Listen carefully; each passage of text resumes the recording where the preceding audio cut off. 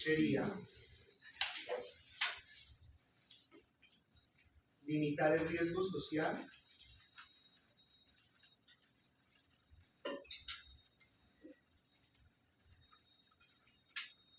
de la resistencia antimicrobiana.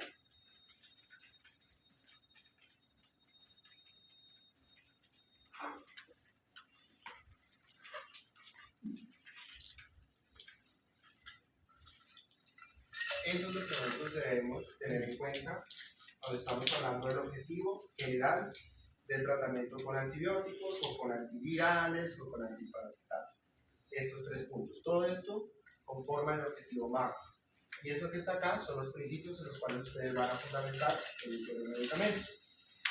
Entonces, teniendo en cuenta eso, lo primero que uno se pregunta es, bueno, ¿cuáles son los microorganismos de importancia clínica o que normalmente debemos tener en cuenta para el tratamiento de los pacientes?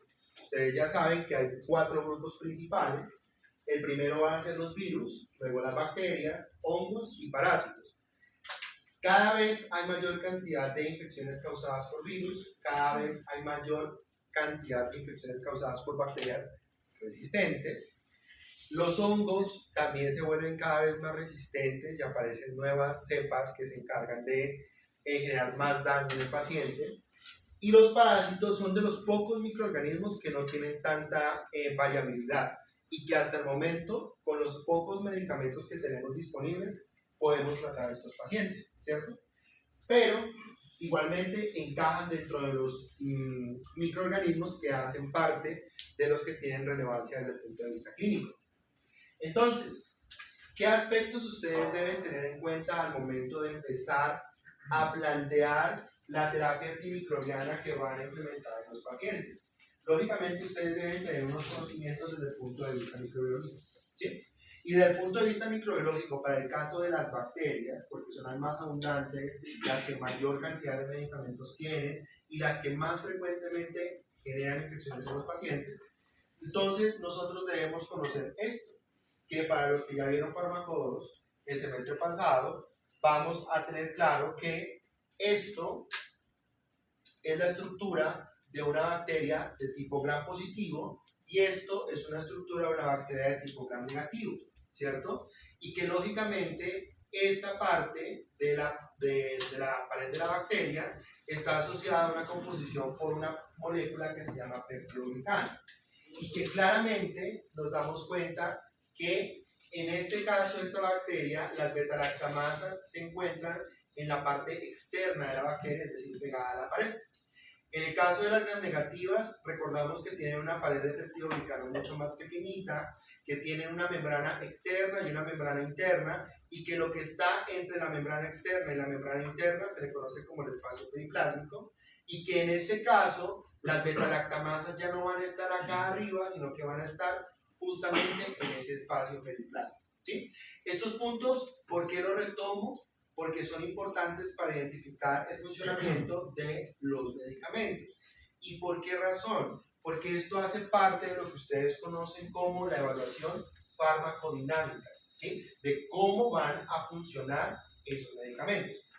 Y resulta que muchas de estas partes son blancos terapéuticos que utilizamos para que los antibióticos generen algún efecto y de esa manera pues la bacteria no pueda continuar porque se muere o porque inhibimos su crecimiento. Por ejemplo, aquí tenemos una diana terapéutica que se llama la proteína de unión a penicilina, que es donde actúan la mayoría de los antibióticos que derivan de la penicilina, ¿cierto? Como los beta-lactámicos, como las cefalosporinas. ¿Por qué es importante reconocer esto? Porque resulta que esta proteína que nosotros estamos viendo aquí, que es una diana farmacológica, es exclusivamente de la bacteria. A diferencia de los otros medicamentos que nosotros consumimos, por ejemplo, para bajar la presión arterial, la diana para los antibióticos no es una diana del hospedero, sino que es una diana del agente invasor, en este caso, la bacteria. Y resulta que esa partecita que interactúa con esta proteína de una penicilina, que en el caso de los beta-lactámicos es el anillo beta-lactámico, nosotros lo vamos a llamar el farmacoforo, ¿sí? Es decir, esa región que reacciona o interacciona con la diana farmacológica que está en la bacteria y genera, en este caso, un daño o inhibe su crecimiento. ¿Sí? ¿Es claro lo que acabo de decirles o les repito? ¿Otra vez? Listo. Cuando ustedes toman losartán, ¿sobre qué va a actuar el losartán? Sobre un receptor que se llama receptor de angiotensina 2, ¿cierto? ¿Dónde está el receptor? En nosotros. ¿Listo? Ahora, ¿dónde actúan las penicilinas? En la proteína donde la penicilina. ¿Listo? ¿Esa proteína donde la penicilina la tenemos nosotros o la tiene la bacteria? La bacteria. Listo. Entonces, la diana farmacológica para los antibióticos ya no es una molécula de nosotros, sino que es una molécula del microorganismo. Es una cosa que los diferencia. Segundo, en el caso de los antimicrobianos, ellos tienen algo que se llama farmacoforo. El farmacoforo es dentro de la estructura de la molécula una partecita que es la que va a interaccionar o la que va a reaccionar, en este caso, con la proteína o la penicilina. ¿Qué reacciona de esa molécula? Por ejemplo, en el caso de los betalactámicos, el anhídrido betalactámico. Y cuando se une y bloquea esta proteína, pues ya no puede sintetizar la pared celular. ¿Y qué sucede?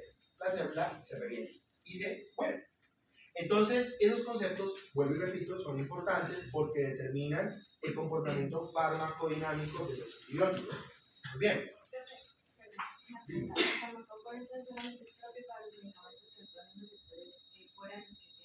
Cuando nos estamos refiriendo a microorganismos, agentes invasores. Ajá. No es común que tú hables de farmacoforo para una molécula que actúa sobre una proteína, por ejemplo, de nosotros. ¿Sí? Más es común encontrar ese término cuando se refieren a moléculas que actúan sobre virus, sobre hongos, sobre bacterias, sobre parásitos. Recuerden estos aspectos importantes que los vamos a ver más adelante en la clase. Lógicamente, la estructura de la pared celular de la bacteria gram positiva otorga una coloración por tensión de Gram diferente a la que otorga la bacteria gram negativa. En este caso, les vamos a ver violetas, moradas, y en el caso de las gram negativas, como tenemos un colorante de contraste, las vamos a ver de color rosado o fucsia. ¿Listo? Muy bien. Resulta que, vuelvo y retomo, desde el punto de vista farmacodinámico, todos los medicamentos que ustedes han visto hasta el momento desde el punto de vista antibiótico, pues, van a actuar sobre unas de las vías o varias de las vías que son fundamentales para que el microorganismo sobreviva. ¿Qué pasa si usted interfiere con esa ruta metabólica? Pues la ruta se altera y justamente la bacteria, el parásito o el virus se muere, ¿cierto? Estas que ustedes ven aquí son las tantas rutas que están afectadas por medicamentos. Por ejemplo, la síntesis de la pared celular. Acabamos de ver un grupo completo, todas las penicilinas, ¿cierto? Síntesis de la membrana celular. Claro, aquí también actúan otro tipo de antibióticos. Síntesis de las subunidades ribosomales o fármacos que actúan sobre la síntesis de ARN a partir de los ribosomas. ¿Por qué? Porque el ribosoma no se ensambla o porque el ribosoma no puede sintetizar, lógicamente, perdón, dije ARN no, de proteína a partir del ribosoma, porque el ribosoma no se ensambla y por esa razón no puede sintetizar proteínas. ¿Qué fármacos actúan en la síntesis de las proteínas? Por ejemplo, el proafenicol, ¿cierto? También todos los fármacos que están relacionados con la subunidad ribosomal 30S, como la citromicina, ¿sí? Entonces, esos fármacos son muy importantes porque van a bloquear la síntesis de proteínas. Por ejemplo, los que actúan sobre el metabolismo de los ácidos nucleicos, o por ejemplo, los que actúan sobre las funciones de las topoisomerasas y de las ADN girasas, que aquí entra el grupo de las quinolonas, ¿sí? Los que actúan sobre las proteasas virales, como los inhibidores de proteasas en el caso del virus del VIH, que ahí está el ritonavir. En el caso de las integrasas virales, como es el raltegravir, ¿sí? Que evita que el ADN o el material genético de un virus se introduzca dentro del genoma de la célula. Proteínas de entrada o de fusión de la envoltura viral, eso más aplica para el virus del VIH. La síntesis del folato, ¿se acuerdan de uno de los primeros antibióticos que vemos en la clase, que es el trimetoprim sulfamethoxazol, que eso se llama cotrimoxazol? pues son dos antibióticos, ¿cierto?, que actúan en la misma ruta de la síntesis del folato, pero en puntos diferentes. Mientras el sulfametoxazol inhibe una enzima que se llama dihidroteorato reductasa, el trimestoprim bloquea la dihidroforato reductasa y eso potencia el efecto de los dos cuando se juntan. Eso se llama un efecto sinérgico. Y también tenemos otros procesos que están relacionados con detoxificación o daño químico a nivel del parásito. Actualmente, la mayoría de los fármacos que empleamos como antibióticos son, entre comillas, sencillos en su estructura, pero ya hay fármacos antimicrobianos que, por ejemplo, son RNAs antisentido, es decir, terapia génica. Y también tenemos otros fármacos que son biológicos, como los interferones, que eso aplica más para los virus, que lo que hacen los interferones es estimular al sistema inmune para que ataque directamente el virus, ¿cierto? Muy bien. Entonces, ¿qué sucede ahora sí desde el punto de vista más farmacocinético? La penetración de los antimicrobianos en los compartimentos anatómicos es lo más importante desde ese punto de vista farmacocinético. Debo tener claro si mi antimicrobiano llega al lugar donde se está generando la infección. Recuerden que cuando usted tiene una infección, usted no está infectado en todo el cuerpo. Usted tiene una infección en el abdomen, tiene una infección en las vías urinarias, tiene una infección en el cerebro, ¿cierto? Pero usted no está infectado completamente, a menos de que estemos hablando de una bacteriemia o que estemos hablando de un paciente que está en choque séptico, donde probablemente tengamos diferentes puntos de infección. Pero la mayoría de veces ustedes tienen infecciones en lugares que están localizados, ¿sí? Regiones anatómicas localizadas. Entonces, lógicamente, yo debo saber si mi antibiótico llega hasta ese punto, si tiene la capacidad de penetrar ese tejido. Si no penetra, pues no me va a funcionar, ¿cierto? Entonces, por esa razón aparece este diagrama. El caso más común del uso de antimicrobianos es por vía oral. Entonces, usted toma una cápsula o una tableta de algún antibiótico y lo que sucede inmediatamente es que llega al tracto gastrointestinal, específicamente el intestino delgado. Ahí la tableta se termina de desintegrar, libera el principio activo y ¿qué sucede? Pues se absorbe. Y cuando se absorbe el antibiótico, ¿a dónde va a llegar? A la sangre. Cuando llega a la sangre, entonces ese antibiótico tiene la capacidad de ¿qué? De distribuirse por todo nuestro cuerpo, porque la sangre se convierte como esa vía o esa ruta que sigue el antibiótico para llegar a los diferentes puntos dentro de nuestro cuerpo. En el caso de una infección en el sistema nervioso central, lógicamente el antibiótico tiene que tener la capacidad de llegar hasta allá. O sea que tiene que tener la capacidad no solamente desde el punto de vista circulatorio, de que el sistema vascular lo lleve hacia allá, sino que cuando llegue allá tiene que ingresar al cerebro. Y recuerden que el cerebro es de esas pocas regiones que es muy impenetrable. ¿Y por qué es impenetrable? Porque tiene algo que se llama la barrera hematoencefálica. Y aparte tiene un montón de capas que son importantes para resguardar el cerebro, ¿cierto? ¿Por qué? Porque es un tejido muy sensible, es un tejido muy importante. Entonces, siempre ustedes deben considerar si el antimicrobiano seleccionado puede llegar o penetrar al sitio de la infección. Y entonces por eso les pongo acá este ejemplo del levofloxacino. ¿Qué pasa con el levofloxacino? Nosotros podemos hacer unos cálculos matemáticos sencillos donde correlacionamos el tejido cutáneo, es decir, el tejido donde llega, por ejemplo en este caso, con la concentración plasmática máxima de ese antimicrobiano. Y resulta que, miren lo que sucede con este ejemplo. La relación de tejido cutáneo con concentración plasmática máxima es de 1.4. La relación del fluido revestimiento epitelio con respecto a la concentración plasmática es de 2.8. Miren lo que sucede cuando estamos hablando con la orina. La correlación entre orina y concentración plasmática máxima es de 67. Para que a mí me dé un valor más grande aquí, ¿qué debe pasar? O sea, ¿qué comportamiento tienen que tener los otros valores? Por ejemplo, ¿cómo debería ser la concentración en la orina con respecto a la concentración plasmática máxima para que me dé un valor tan alto? ¿Dónde debe ser mayor? En la orina. Si en este caso, en el tejido cutáneo y en la concentración plasmática máxima me da un valor de 1.4, ¿es por qué? ¿Es mayor? Pero no más alta que el tejido. Prácticamente aquí podemos decir que es casi que igual, ¿sí? Porque si le da valor de 1 o cercano a 1 es porque las concentraciones son prácticamente similares, ¿cierto? Pero ¿qué sucede? Sí, usted puede decir tienen las mismas cantidades, pero resulta que la cantidad que yo necesito que esté aquí no es o no debe ser la misma que está acá. ¿Por qué? Porque recuerden que la concentración que va a funcionar en el área donde está la infección debe ser superior a ¿qué? A la MIC, a la concentración mínima inhibitoria, ¿sí? Si no es mayor a ello, pues no me va a funcionar. Entonces, ¿qué sucede?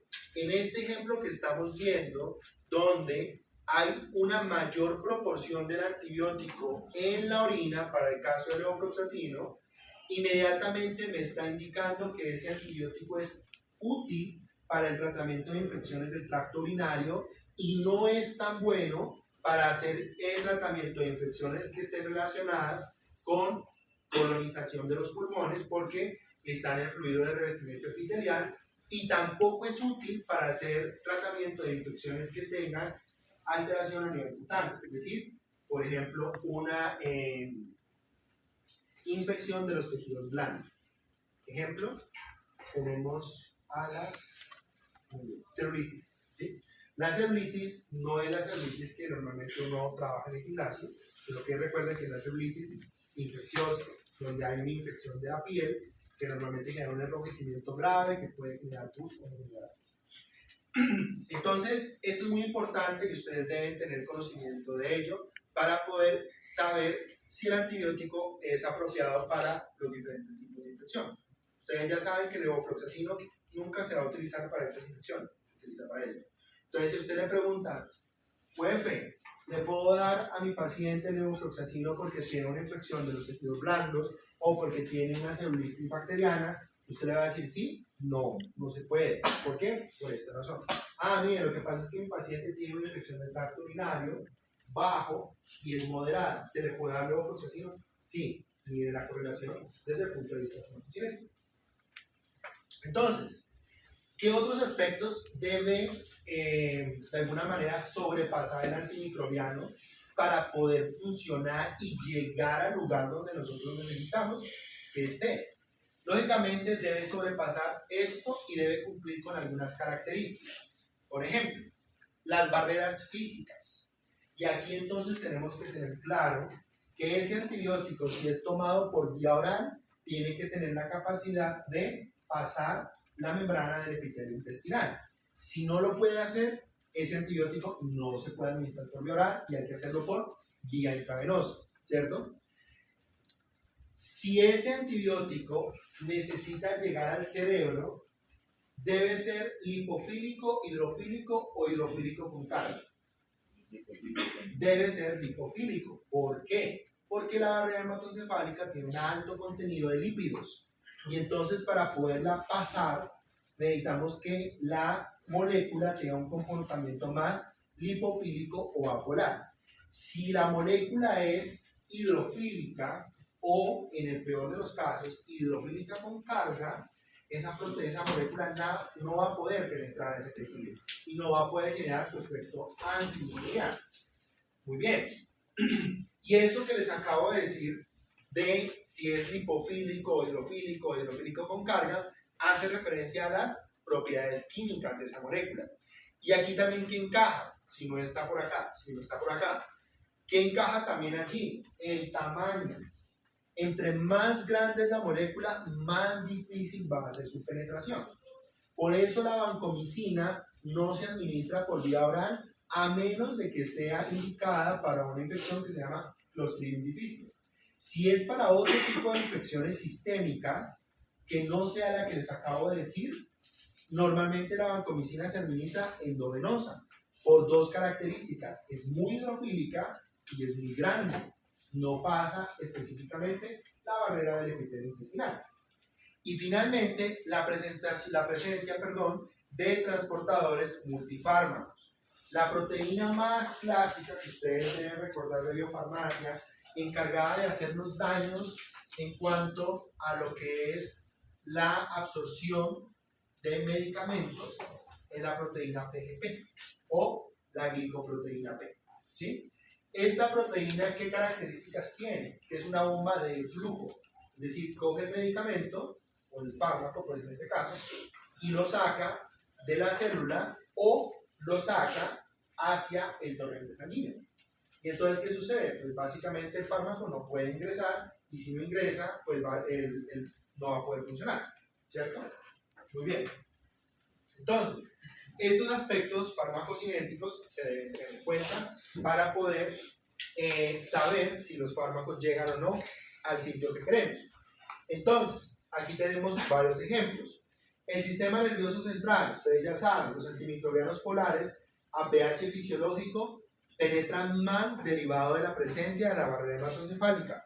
O sea que fármacos de este tipo no van a ingresar correctamente a ese tejido. Más adelante vamos a ampliar un poquito más esta parte, pero tengan en cuenta lo siguiente. ¿Qué pasa si un paciente tiene una infección? Por ejemplo, una meningitis bacteriana. ¿Ustedes qué creen que le sucede a las meninges cuando están el cerebro infectado o con microorganismos? Se inflama. ¿Qué sucede cuando se inflaman las meninges? ¿Aumenta o disminuye la permeabilidad de los antimicrobianos? Aumenta la permeabilidad. ¿Por qué? A ver, Uber, cuente, ¿por qué? ¿Cuáles son los espacios? Pero sí tiene que ver con los espacios. ¿Cómo es la estructura vascular de los vasos sanguíneos que llegan al cerebro? ¿Iguales a los demás? No. La principal característica que tiene que ver con lo que usted dice, señor, es que ellos tienen unas células endoteliales muy pegaditas una de la otra. Y eso es derivado de las uniones estrechas, ¿sí? Durante la inflamación que se produce por una infección bacteriana en el cerebro, esos espacios se abren o esas uniones estrechas se debilitan. Por lo tanto, generan como unos poros por el cual pueden pasar lógicamente moléculas, como los antimicrobianos o antibióticos. Entonces, cuando usted tenga un paciente con una meningitis bacteriana, le puede llegar a administrar antibióticos que normalmente no penetran, porque bajo este contexto, ese antimicrobiano sí puede ingresar. Por la inflamación de las meninges, porque hay una abertura en los vasos sanguíneos que le permite ingresar hacia el territorio cerebral.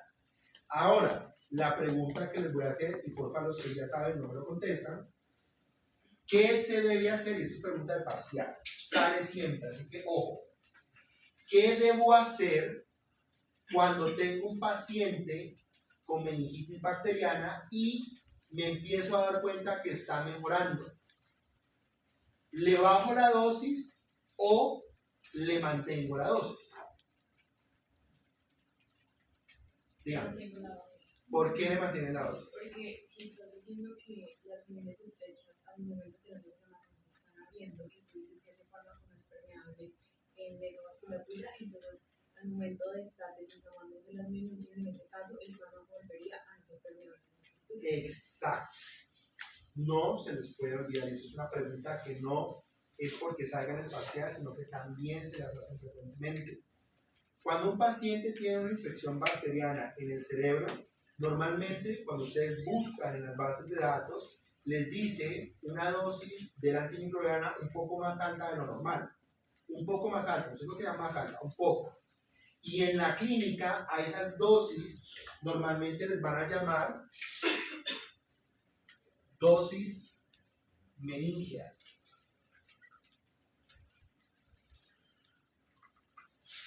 Son dosis que normalmente son más altas de lo normal, ¿sí? Pero son más altas sin afectar la seguridad del paciente. Eso está establecido por estudios clínicos. No es que el médico dijo, ay, pongámosle 500 miligramos más de vancomicina. No, eso ya viene establecido. Y entonces la respuesta que da Laura es perfecta. Usted no le puede bajar la dosis a un paciente con meningitis bacteriana que ya se está recuperando simplemente por el hecho de que ya se está recuperando. ¿Por qué razón? Porque como muy bien lo dice Laura, cuando las meninges están inflamadas, el antibiótico pasa, pero el paciente está mejorando, las meninges se desinflaman. Y si se desinflaman, entonces la penetrabilidad del antibiótico también se reduce. Si usted le reduce la dosis al antimicrobiano, allí hay todavía bacterias que no se han muerto. Y recuerden esto, que quede una es suficiente para que vuelva otra vez el paciente a tener una infección. Entonces usted no le puede bajar la dosis, se mantiene hasta que finalice el tiempo que dice el tratamiento. ¿Ok? Muy bien. El ojo, a pesar de que tiene una buena vasculatura, realmente la administración oral de antibióticos para el tratamiento de infecciones oculares no es muy común. Cuando usted tiene una infección en el ojo, como por ejemplo ¿un qué? Un orzuelo, ¿cierto? Que es una inflamación que se le genera en la parte de arriba, en la parte de abajo, en cualquier partecita del ojo, que es ocasionada normalmente por bacterias gram positivas, más o menos estilo estafilococos, ¿vale?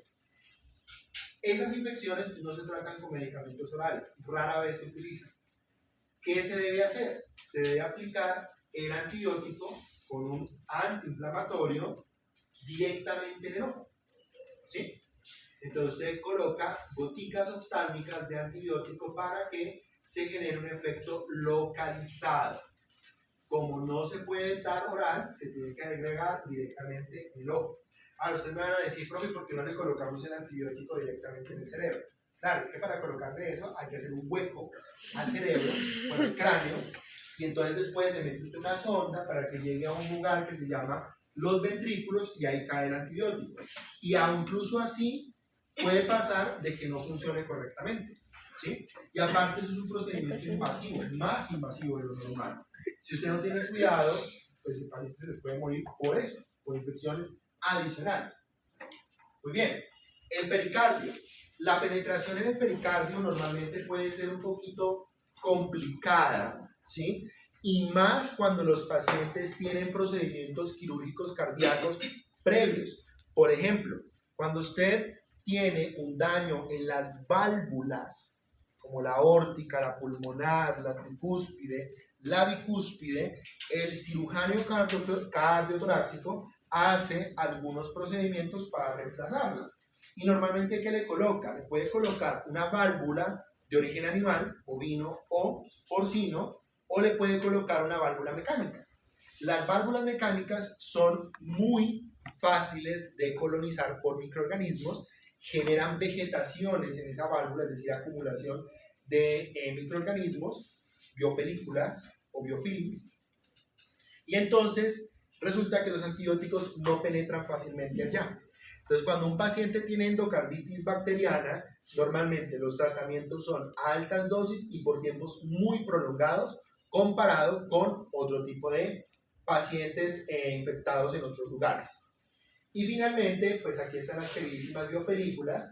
Las biopelículas aparecen en ejemplos, aquí tenemos dispositivos protésicos, como por ejemplo las válvulas mecánicas y los catéteres que se colocan para administración de medicamentos, o los catéteres que se colocan para monitoreo hemodinámico, como el Swan-Ganz, ¿sí? No solamente allí, ¿qué otras cosas normalmente se les suele colocar a los pacientes cuando se les hacen cirugías? Ya dijimos, válvulas cuando estamos hablando de corazón, catéteres cuando estamos hablando de medicamentos o monitoreo hemodinámico, pero ¿qué otra cosa no le puede colocar a un paciente que es invasivo? ¿Cómo? ¿La traqueostomía? No, esa no tanto, que quede allí permanentemente. En el caso de los catéteres no es permanente, pero sí puede quedar algunas veces, las válvulas son permanentes, ¿cierto? ¿Qué otra cosa puede quedar permanentemente? Los stents también, pero los stents normalmente no suelen infectarse, suelen más bien trombosarse, ¿sí? ¿Qué otra cosa queda ahí en el cuerpo normalmente? No. Recuerden que tiene que ser un material, no un órgano. Las prótesis de cadera, ¿sí? Le hicieron reemplazo completo de cadera a la persona. O por ejemplo, usted tuvo un accidente y en el accidente se le parte el fémur. ¿Qué hace el ortopedista y el traumatólogo? Colocan una platina para poder volver a pegar ese fémur. Esa platina se puede infectar también, ¿sí? Entonces, resulta que en esas partecitas puede aparecer lo que está aquí, que son las biopelículas. Y repito, ¿qué es una biopelícula? Es una acumulación de colonias de bacterias que están compuestas por exopolisacáridos. Y esos exopolisacáridos generan una membrana que impiden el ingreso de antibióticos para poderlas matar. ¿Hasta ahí tienen alguna pregunta, duda, inquietud que haga?